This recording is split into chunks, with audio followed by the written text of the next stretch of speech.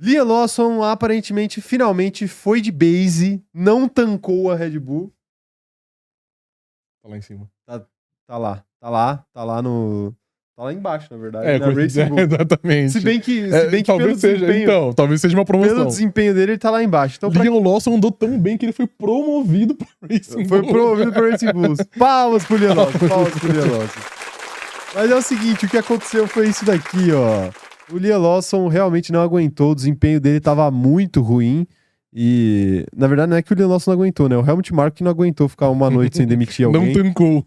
E aí, ele, né, decretou aí a queda de Liam Lawson, tal qual o Império Romano já caiu também uma vez. Red Bull opta por troca imediata entre Lawson e Tsunoda, afirma a imprensa holandesa. Jornal holandês De Limburger informa a troca entre Yuki Tsunoda e Liam Lawson na família Red Bull. É um jornal holandês, então eu espero que a fonte dele seja, no mínimo, o Max Verstappen. Pode ser.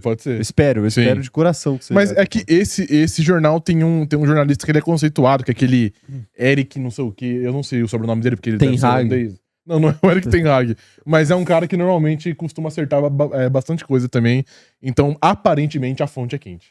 A fonte é quente e assim, e é batata, né? Batata, sim. É tipo assim, cara, pela cara do Christian Horner, quando ele foi perguntado no próprio GP da China, era muito óbvio que eu tenho até dá até pra gente colocar essa entrevista dele na tela, eu vou colocar aqui, mas antes, diga aí, Sr. Rafael, foi merecida a queda de Liam Lawson ou não? Ah, mano, assim, desempenho por desempenho, eu acho que dá pra dizer que foi merecido. Ele não anda bem, ele não andou bem em nenhum momento. A questão é uma amostra muito curta, né? Foram literalmente 2 corridas, uma sprint e 2 qualifies. 3 qualifies, se vocês considerarem o quali da sprint comovente, essa dificuldade. Então, assim, merecido por desempenho, talvez seja. Mas, particularmente, eu acho que deveriam deixar o cara correr pelo menos o próximo GP. Porque, igual eu disse, já que eles estão em dúvida, já que eles acham que não vai pra frente, deixa o cara correr pelo menos o próximo GP, que é um GP que supostamente ele conhece bem, porque ele andou na Super Fórmula, que ele já andou, enfim, em outras categorias. Que aí a gente ia ter uma noção, digamos, mais honesta, eu acho. Tipo assim, não, o Liam Lawson foi mal na China, ele foi mal na Austrália, mas pode ser que na China ele vai bem porque ele conhece. Aí se ele for mal lá, você decide e aí você troca ele. Aí se ele for bem, aí eles sentam lá e discutem. Tipo assim, e aí, rapaziada, vale a pena, não vale a pena? O que vocês acham? Eu, particularmente, se eu sou o Christian Horner, se eu sou o Helmut Marko, eu acho que eu não demitiria antes do GP da China. Mas, honestamente, eu não consigo criticar eles por terem feito isso, porque, enfim, o desempenho dele fala por si só. A gente disse aqui, segunda-feira, o cara fica em último. Tipo assim, não é que o cara anda mal, não é que o cara fica andando em 18º. Os 2 qualifying, ele foi o último. E ele ficou, entre aspas, perto da zona de pontuação na China, porque 3 carros foram desclassificados, porque o Alonso quebrou, porque o Tsunoda bateu, porque o Bortoleto rodou. Enfim, então, tipo assim, a posição até engana o verdadeiro desempenho dele, porque ele deveria, entre aspas, ser o último. Então acho que é uma demissão compreensível. Não, é compreensível. Acho que das demissões da Red Bull, essa talvez seja a menos pior de todas, mas assim, o grande problema é a contratação, né? E eu falei isso aqui também na live de ontem. Na live de segunda.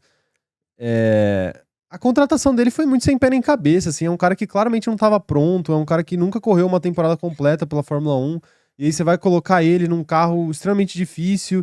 Ele que não é também uma sumidade no quesito talento em categoria de base. Outro dia ele tava se vangloriando aí que venceu o Tsunoda nas categorias de base, mas assim, não é como se o desempenho dele na categoria de base também fosse algo muito marcante a ponto de você falar, não, esse cara merece pular direto pra Red Bull, assim. O próprio Gabriel Bortoleto, que o Helmut Marko fez pouco caso aí algumas semanas atrás, tem um histórico muito mais confiável que talvez faria ser mais justificável você colocar ele num carro da Red Bull na sua primeira temporada e não o Liam Lawson. Então acho que o Liam Lawson não tá em posição muito de se vangloriar por muita coisa, assim. Eu entendo que 2 corridas é um negócio bizarro, mas é uma correção de um erro que eles tiveram e eles perceberam que eles erraram.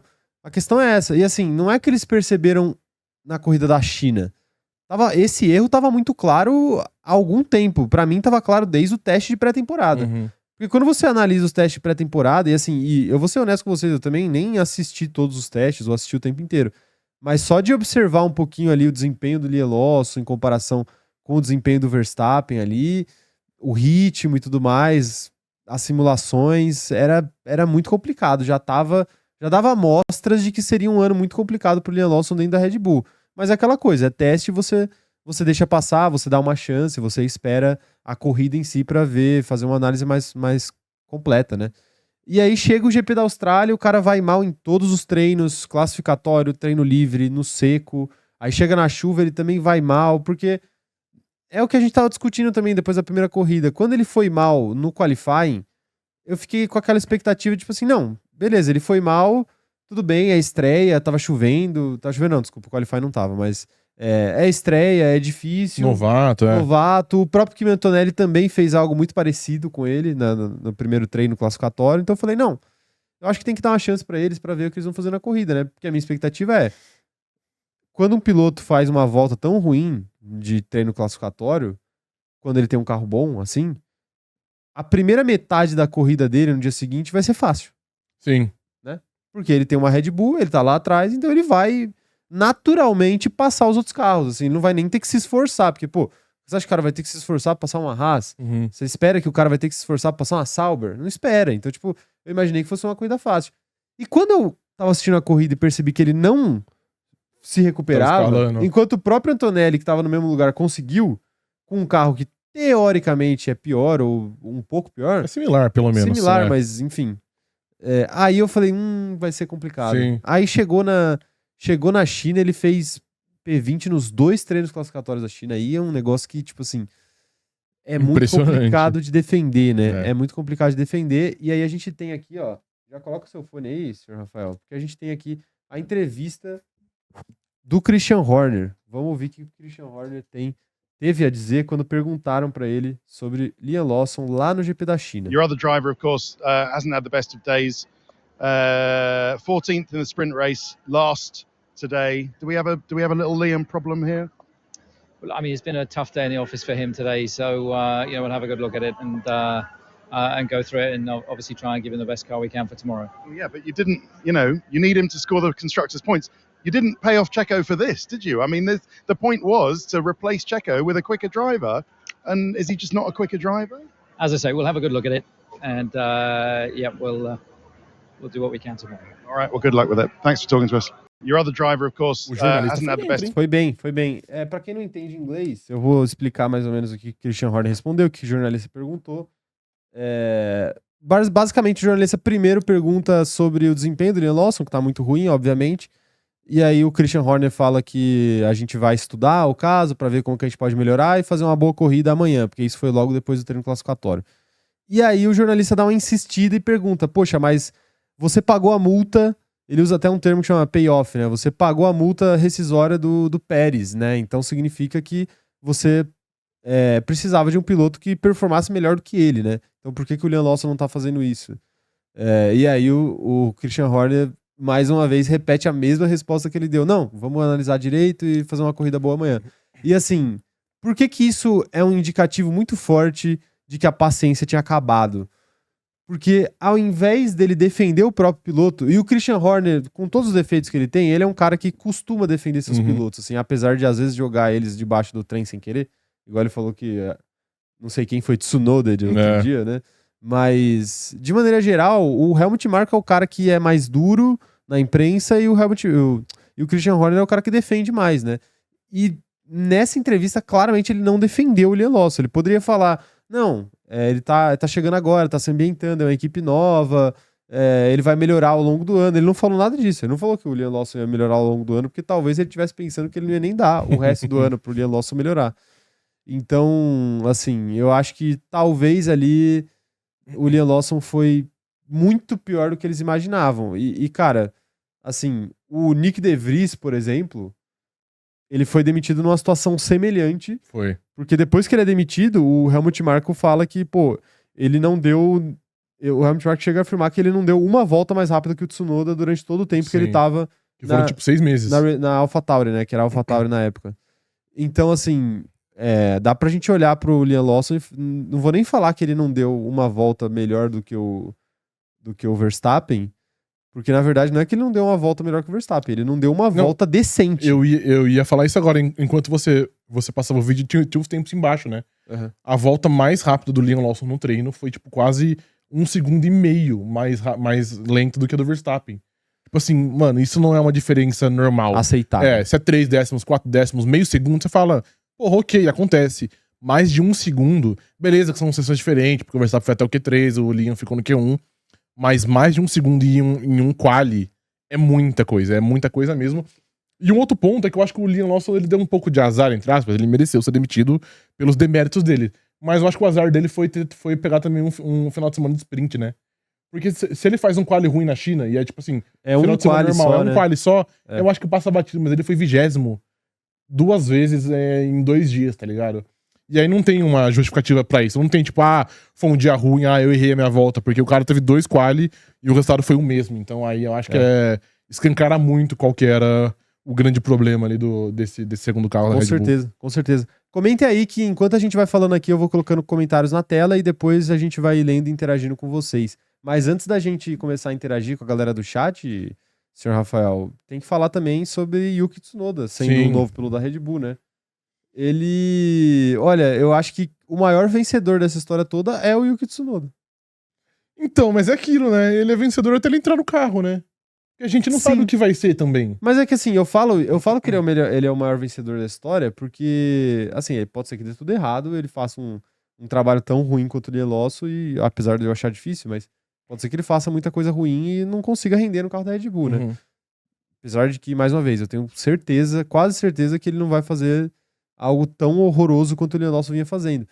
Mas é porque o Tsunoda sempre construiu o caso de que ele deveria ser o piloto escolhido a ocupar o assento da Red Bull. E ficou claro isso agora. Ficou muito claro. Ele falou, na época que o Ricardo foi contratado, ele já falava esse tipo de coisa, já dava a entender que ia ficar desapontado se ele não fosse escolhido no lugar do Pérez, caso o Pérez fosse trocado. Quando começaram a surgir os boatos de Liam Lawson, ele também falou na imprensa que ele não entendia porque escolheriam ele, e ele tava certo. O tempo provou que ele tava certo, entendeu? E agora, agora a Red Bull teve que literalmente botar o rabinho entre as pernas e ir atrás do Tsunoda. Correr atrás dele, de fato. Não, de fato, nesse sentido aí, ele meio que saiu ganhando porque ele provou que ele tava certo. Apesar dos resultados terem sido piores do que eles deveriam nesse início do ano, o Tsunoda faz um bom início de ano.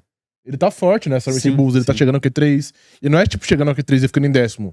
Ele fica em 6º, ele fica em 7º, ele fica em 5º. Então, ele tá tendo bons desempenhos. E eu concordo com você, eu acho que ele vai fazer um desempenho melhor que o do Liam Lawson. É que tem que ver o quanto tempo que ele vai durar. Tem outras questões. A gente pode...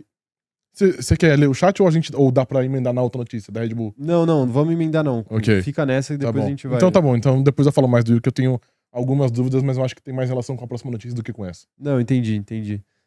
Mas enfim, eu coloquei até essa notícia, essa mensagem do Gabriel aí, que ele falou, a academia da Red Bull é super valorizada. O Vettel era piloto BMW e o Max era piloto independente. O melhor piloto da academia deles é o Sainz. Eles só sabem trocar de piloto até um dar certo. Eu discordo. Eu não acho que seja uma academia super estimada. Até se a gente olhar os outros. Tipo assim, quem que a academia da Ferrari revelou? O Mick Schumacher ou o Guan Yu Zhou? Quem que a academia da Mercedes revelou? O Russell. O Russell é um ótimo piloto, mas e além dele? Então, tipo assim, as outras equipes revelam um piloto aí a cada 10, 15 anos. A Red Bull revela constantemente, mesmo que não seja todos os Vettels, ou todos os Gaslys. Verstappen. Mas enfim, tem o tal Sainz que tá aí na Fórmula 1, tal Gasly tá aí até hoje na Fórmula 1, o Albon tá aí. Então, enfim, a Red Bull eu acho que não é uma academia superestimada, não. Eu acho que depois eles até cometem erros em como gerir esses pilotos, troca de pilotos, enfim. Mas eu acho que de formação de pilotos, não sei se tem uma academia melhor que a da Red Bull. Não tem, realmente não tem. Você pode até falar que realmente, né, o Verstappen, o próprio Ricardo não era um piloto Red Bull, ele virou um piloto Red Bull. Ele virou Red Bull no meio do caminho, eu acho. No meio do caminho ali, quando ele já tava quase na Fórmula 1. Quer dizer, não sei também, mas enfim. Não, eu lembro que ele chegou a fazer teste, mas ele já era mais velho, assim, quando ele fez teste. E aí ele acabou impressionando e ficando. Mas eu acho que o problema tá muito na gestão, assim. Pô, eu vejo o Tsunoda sendo um piloto com problemas. Eu acho que o Tsunoda tem muitos problemas técnicos, assim, e talvez até mentais, se a gente falar em questão de foco, concentração e e, como eu posso dizer, de manter o desempenho ali, não se abalar com fatores externos. Eu acho que o Tsunoda ainda é um cara esquentadinho, talvez até demais. Mas é o que você falou, assim, ele tem mais ritmo que o Liam Lawson. Assim, Sim. E mais teto também. Ele pode ser um piloto melhor. Poder acho que pode, mas eu acho que o Tsunoda, eu já falei isso, eu acho que o Tsunoda não passa muito do que ele é hoje. Não, sim, mas o Lawson também não. Então, exato. Eu nunca botei muita fé no Lawson, pra ser honesto, assim, mas aí tem que dar o braço a torcer também, que quando ele teve a oportunidade, que foi quando o Ricardo se machucou, ele foi bem. Não, e sabe qual é o pior? Entra uma outra questão. Pode falar depois. Ele pode andar bem de novo. Eu acho que o Lawson vai ser rebaixado e capaz que ele ande bem. Deve andar. Sim. Deve andar. Mas eu acho que ele vai andar no nível do Hadjar, por exemplo. Não vai fazer muito mais. Eu acho que ele vai vencer o Hadjar, viu? Mas enfim. Até porque também ele provavelmente vai estar com uma sede de se provar e tal. Mas... ou abatido, né? Não dá pra saber muito bem também. Não, eu acho que pelo perfil dele, né? Ele é um cara que chegou meio causando, né? Chegou meio... mas ele nunca teve um golpe desse aí, né? Não. Isso é um golpe grande na carreira de uma pessoa. Exato, é grande mesmo. Mas aí a pergunta que eu te faço, pra gente encerrar esse assunto também, e se o Tsunoda der errado?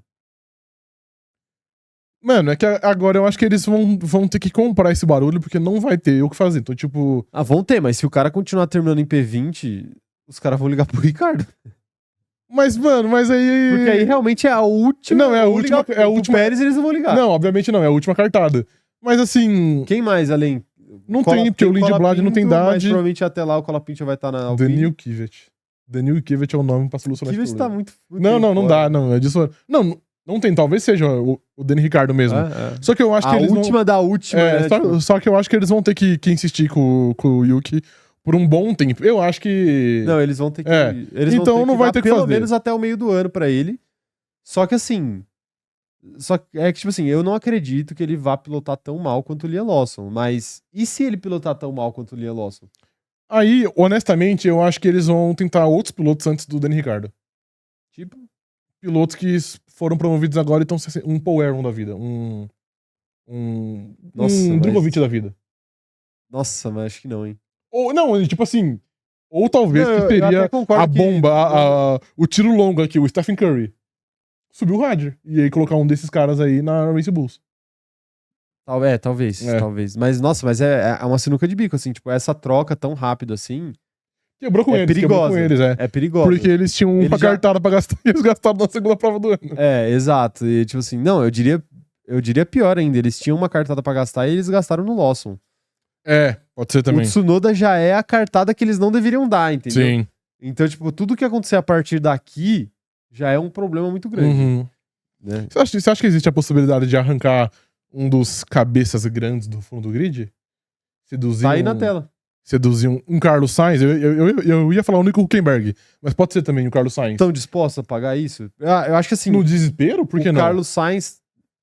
eu diria que eu ia dizer que o Carlos Sainz é o nome ideal. Eu falei isso aqui, acho que a Red Bull deveria ter contratado o Carlos Sainz.